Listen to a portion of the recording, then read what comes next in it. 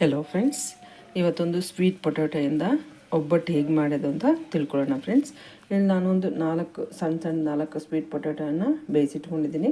ಇದು dry fruits powder, ಮತ್ತು ಇದು ಪುಟಾಣಿ ಅಂತ ಹೇಳ್ತೀವಲ್ಲ, ಕಡಲೆ ಪಪ್ಪಿನ ಪೌಡರು, ಮತ್ತು ಇದು ಸ್ವಲ್ಪ ಎಳ್ಳು, ಮತ್ತು ಇದು ಕೊಬ್ಬರಿ ತುರಿಯನ್ನು ಮಾಡ್ಕೊಂಡಿದ್ದೀನಿ. ಇದಕ್ಕೆ ನಾನು ಗಸಗಸೆ ಮತ್ತು ಏಲಕ್ಕಿಯನ್ನು ಸಹ ಪೌಡರ್ ಮಾಡಿಟ್ಕೊಂಡಿದ್ದೀನಿ ಫ್ರೆಂಡ್ಸ್.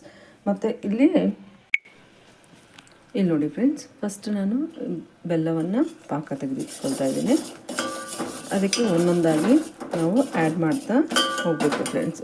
ಫಸ್ಟ್ ನಾನಿಲ್ಲಿ ಕೊಬ್ಬರಿ ಮತ್ತು ಗಸಗಸೆ ಏಲಕ್ಕಿಯನ್ನು ಏನು ಪೌಡರ್ ಮಾಡಿಟ್ಕೊಂಡಿದ್ದೆ ಅದನ್ನು ಹಾಕ್ತಾಯಿದ್ದೀನಿ. ಸಣ್ಣ ಉರಿ ಇಟ್ಕೊಳ್ಳಿ ಫ್ರೆಂಡ್ಸ್, ತುಂಬ ದೊಡ್ಡ ಉರಿ ಬೇಡ. ಮತ್ತು ಎಳ್ಳು,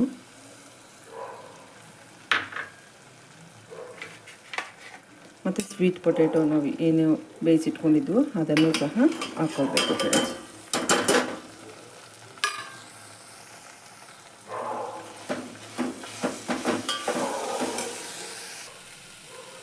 ನೋಡಿ ಫ್ರೆಂಡ್ಸ್, ಈ ರೀತಿಯಾಗಿ ಒಂದು 2-3 ಮಿನಿಟ್ಸ್ ಇದೇ ಥರ ನಾವು ಪೊಟ್ಯಾಟೊ ಇದನ್ನೆಲ್ಲ ಹಾಕಿ ಮಿಕ್ಸ್ ಮಾಡ್ಕೊಂಡಿದ್ದೀವಿ.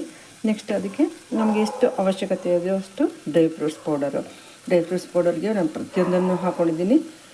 ಬಾದಾಮ್ ಆಗಬಹುದು, ಗೋಡಂಬಿ ಆಗಬಹುದು, ಮತ್ತು ದ್ರಾಕ್ಷಿ ಆಗಬಹುದು, ಮತ್ತು ಲೋಟಸ್ ಸೀಡ್ಸ್ ಆಗಬಹುದು, ಪ್ರತಿಯೊಂದು ಪಂಪ್ಕಿನ್ ಸೀಡ್ಸ್ ಆಗಬಹುದು, ಪ್ರತಿಯೊಂದನ್ನು ಸಹ ಹಾಕ್ಕೊಂಡಿದ್ದೀನಿ ಫ್ರೆಂಡ್ಸ್.